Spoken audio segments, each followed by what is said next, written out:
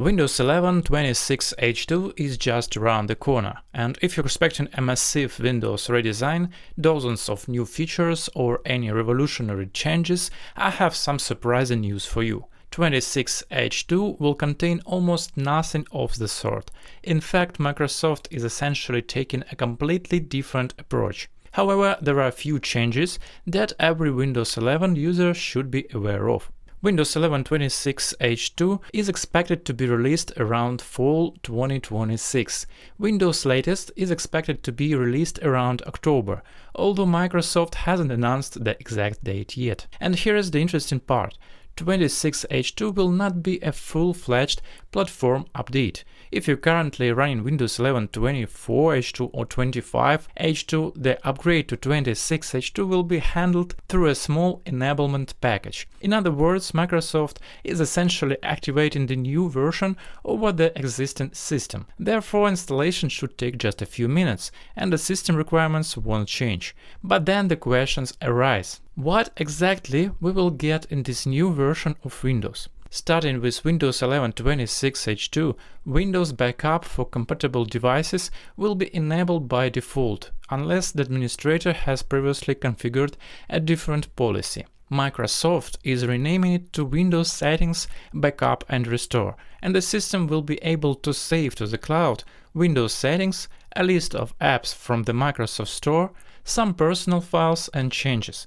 The idea is simple. You buy a new computer, sign in to your account, and Windows can restore part of your familiar configuration instead of starting from scratch. It's very similar to Android with a Google account. Sounds pretty convenient, but there is an important thing. This isn't a full backup of your entire drive. So I definitely wouldn't count on this feature as the sole protection for photos, documents, or important work files.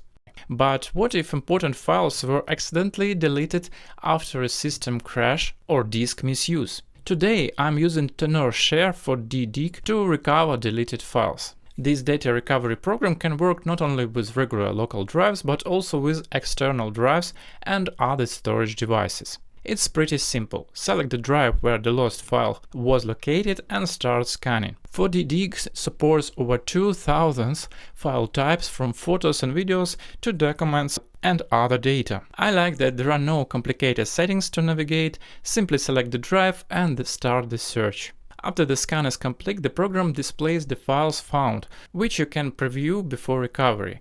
This is especially convenient when the file name is no longer helpful. For example, I can open a found image and make sure it's the right photo. And if the file is found, you can recover it. And a few more things to know. 4DDIG allows you to recover up to 2 GB of data for free, so you can try recovering smaller files without purchasing the program. It's designed for beginners and suitable for a variety of situations, such as accidental file deletion, emptying the recycle bin, disk problems, formatting, or operating system crashes. The developer also claims support for data recovery from various types of drives and additional features, including recovery of damaged files. And one more important point: if you accidentally deleted something really important, it's best not to continue actively writing new data to the drive.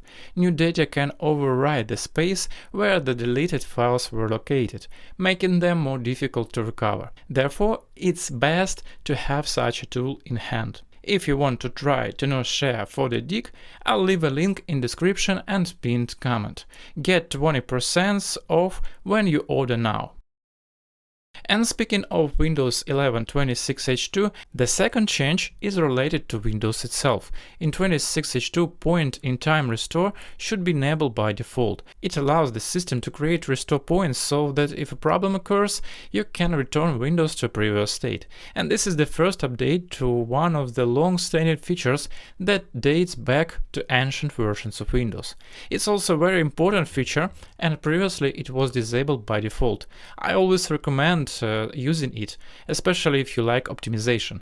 For example, you installed a program or driver and Windows became unstable. You can revert to a previous point. Microsoft allows you to configure how often these points are created and how much disk space they occupy. Windows latest notes that point-in-time restore can use up to 50 GB of space, although the user can change this limit. Again, Microsoft is preparing several more interesting changes related to Windows recovery. Point-in-time restore is a way to return to a previous state, Windows backup is a way to transfer settings and some data to a new computer, but Microsoft is also testing Cloud Rebuild, which restores Windows over the internet even when Windows itself no longer boots. This feature was introduced in the 2026 test builds and uses the Windows recovery environment to download a Windows image and drivers via a Windows update. However, this is a full reinstallation, not a secure file recovery.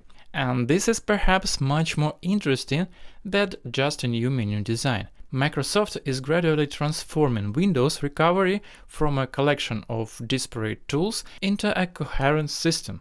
Old utilities are getting a new lease on life. Another area of focus is finally addressing all system utilities. For example, the Run window, where you can enter a command, has been redesigned and placed in the Start context menu, although I prefer to type the same thing in the search bar or directly in the Start menu. We've already discussed restore points. Another well-forgotten old thing is the minimalist taskbar setup and its movement to different sides of the screen. What was in Windows 8, Windows 10, and this feature for years couldn't be added to Windows 11, or rather they deliberately tried to retrain us, but it turned out to be easier to add. The Start menu itself should now be highly customizable. You can even leave it blank. You can also hide your profile information, for example, when you're recording your screen. You can now disable web search in search. You can still pause updates in the update settings, but unlike previous versions, you can now select a specific date. And here is the interesting part. If you've been reading the headlines about Windows 11 26H2, you might have gotten the impression that Microsoft is preparing a huge package of new features. But that's not entirely true. Many features currently being tested and appearing in Windows 11 won't be exclusive to 26H2. Microsoft is increasingly rolling out the new features through regular cumulative updates. This means you get a new feature while still on 24H2 and 25H2. Windows latest explicitly notes that the major improvements Microsoft releases throughout the year aren't necessarily tied to a specific version of Windows.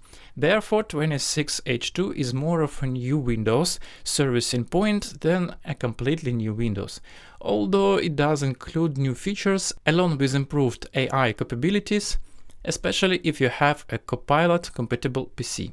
In practice, the situation is quite interesting. If you're already running Windows 11 25H2, you won't get a completely different operating system after update. The interface won't change, the system requirements won't change, apps will continue work, and the update itself will be relatively small. But you will get an additional year of support. Windows 11 26H2 is expected to remain supported until October 2028.